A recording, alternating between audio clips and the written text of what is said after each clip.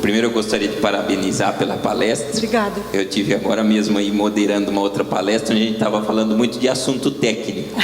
E a gente esquece às vezes que precisa administrar a empresa. Sem dúvida nenhuma. E vou fazer um meia-culpa aqui também, mas para que sirva para os outros provedores, a gente precisa aprender a administrar nossas empresas. Com certeza. Eu tenho lá um monte de planilha de Excel também, tenho sistemas.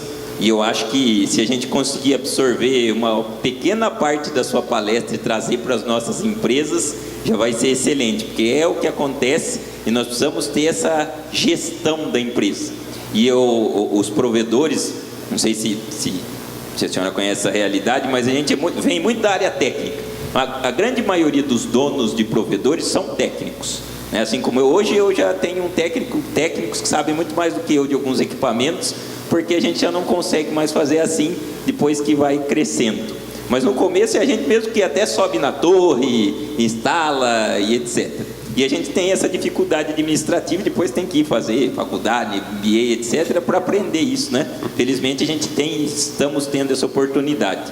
O que eu queria saber é o seguinte: como que a gente enfrenta esse desafio? Como é que a gente, não sei se é possível sintetizar, como é que a gente consegue, por exemplo, o nosso setor é diferente. Às vezes eu brinco assim, eu falo, se a gente for montar uma loja, eu vou fazer propaganda, né, do Boticário, a gente já sabe que é daquela cor, com aquele número de vendedoras, aqueles produtos, naquela formatação.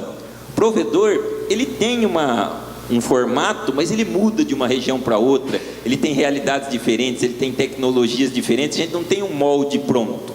Nem entre nós, conselheiros, diretores, nem entre os colegas provedores. Como enfrentar isso e conseguir administrar essas diferenças e aprender a controlar e crescer? Porque vende. Uma coisa boa de provedor é que a gente vende. Mesmo na crise, a gente está vendendo. Não para de vender porque todo mundo quer internet. É o contrário, por exemplo, da área de TI, às vezes com sistemas, apesar que a área de TI também está crescendo. Eu queria saber se é possível sintetizar. Dá uma dica para a gente, por onde a gente começa, não sei se é possível. A minha dica é fácil, É o seguinte, a economia é dinâmica, como eu disse, é 24 horas, ela não para. Você tem que traçar uma estratégia para a sua empresa. Então, traçando a estratégia, eu acho que no segmento de vocês, como eu coloquei aqui, é inovação. Para ela ser perene no futuro, para ela não ser uma empresa que vai durar apenas um período e depois vai sucumbir. Então, a minha visão é estratégia, sabendo para onde você quer seguir, associado à inovação. Quanto mais a sua empresa inovar, quanto mais ela trazer solução, quanto mais ela crescer, mais ela terá chance no futuro de permanecer, de crescer, de ser uma empresa sempre referenciada no seu segmento. Bom dia. Eu queria tirar, na verdade, uma dúvida. Pois não. Assim, eu penso que o nosso mercado sofre o impacto do dólar. Sim. Diretamente. Com certeza. E hoje, principalmente, vamos botar os planos mais baratos da gente, que são planos que hoje que se vende, justamente porque nossa inadimplência de outubro do ano passado até agora só vem crescendo, porque o povo está sem capacidade de pagamento. Como é que a gente vai fazer para administrar? Não sei se alguma dica, administrar essa alta de, principalmente, boletos, planos de custo barato, né? Para o cliente pagar, e a inadimplência que tem crescido absurdamente.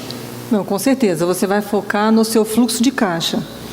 Tem estudiosos que dizem que o fluxo de caixa, ele é o rei da empresa, e ele é o rei da empresa mesmo. Então, você vai administrar o seu fluxo de caixa. O seu fluxo de caixa, ele vai contemplar, como eu disse, entradas e saídas.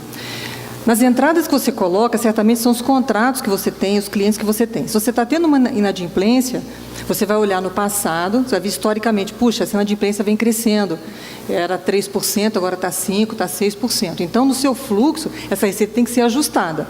Se teus custos vêm crescendo, uma hora essa conta não vai fechar, que é o que aconteceu com o Brasil.